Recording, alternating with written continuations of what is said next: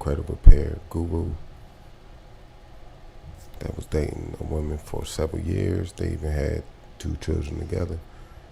And due to the separation, allegedly, the woman that he was with, she couldn't take the separation well.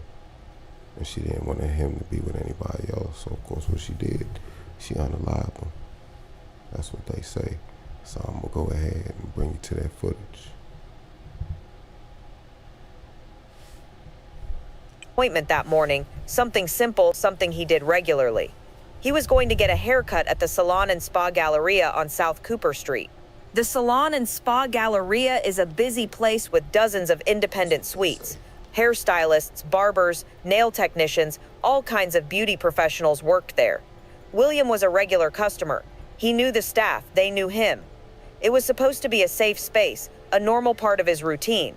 At around 10:17 a.m., William walked into the salon. He settled into the barber chair, ready for a simple haircut, just another Thursday morning. But Tamon knew exactly where he was. She had been watching, waiting, planning. She knew his schedule, knew his habits, knew where he would be and when. And on this morning, she was ready to execute her plan. Tamon walked into the Salon and Spa Galleria, heading straight to the back where the Barbershop suites were located. Other customers and staff were around, going about their normal business, completely unaware of what was about to happen. William was sitting in the barber chair, defenseless, when Tamon appeared. The barber was working, probably making small talk, when suddenly everything changed. Tamon pulled out a gun. What happened next sent shockwaves through the entire salon. She shot William multiple times while he sat helpless in that chair. The sound of gunshots echoed through the building. People started screaming, running, trying to understand what was happening. The barber who had been cutting William's hair was traumatized, too shaken to even speak about what he had witnessed. Other salon workers rushed outside, crying, trying to process the horror they had just seen. Someone called 911. Police were on their way. But Tamane wasn't done yet. As sirens got closer and Arlington police officers arrived at the scene, she tried to leave the building. But when she saw the police, she made a final, devastating decision.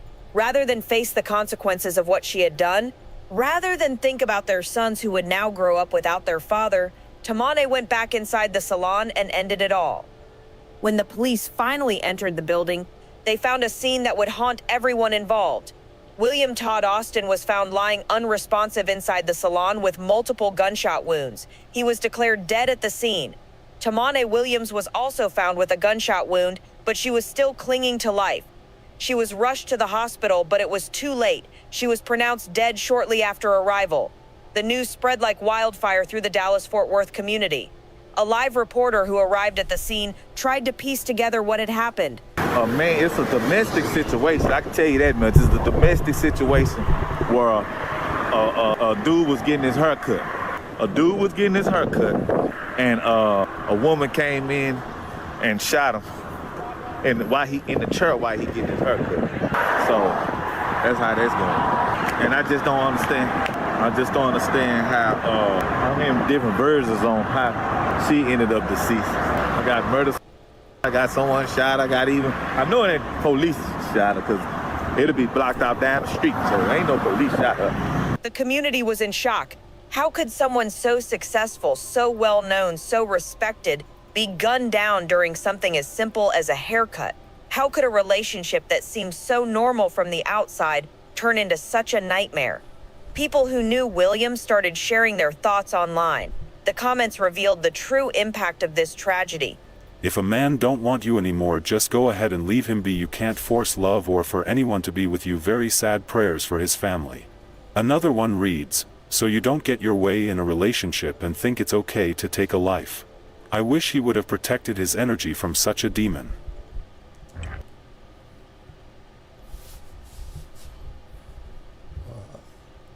So while we run that commercial, so pretty much I got all the information. Basically, it was a separation. They wasn't seeing eye to eye no more. He made the decision to separate. He possibly was the breadwinner from the situation from what we hear right now. And she probably didn't take it the right way. Probably thought about her whole situation. She probably led a lavish lifestyle. But at the same time, they had 2 children together.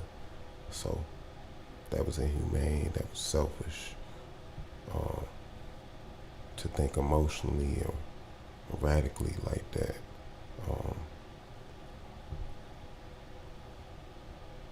It is a domestic, I wouldn't even say it's a domestic dispute that turned tragic. It's just, it's just either a premeditated thought or a split decision in her mind when she felt like, she ain't had nothing to live for. But I always gotta let y'all know, you always got something to live for. You always gotta have faith in God and know that through Him, you can overcome any situation.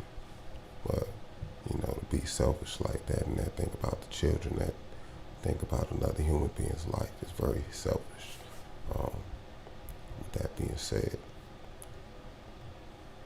I feel like in these times, right now, these end times, I feel like it's a lot of people making irrational decisions, emotional decisions. They not really thinking. Everybody's too emotional. Nobody really putting any thought into their decision making. And that's a big issue in today's time. And I feel like we all need to take some time to think about what's at stake and, repercussions. Not even that, man. Like, the 10 Commandments as well. Like, we all got to think about a lot of things and decision making that we're making in our lives. And it's unfortunate that the situation had to go the way it did. Condolences to everybody that's related to these 2 individuals, and it's sad to hear that she went in there with that premeditated thought, thinking if she couldn't have him, nobody else could. Kind of thought process for her to go in there and take Buddy out like she did, and then instead of facing the consequences, she also took herself out. So those 2 children have no parents to raise them. So it's unfortunate, man. But with that being said, man, leave all comments in the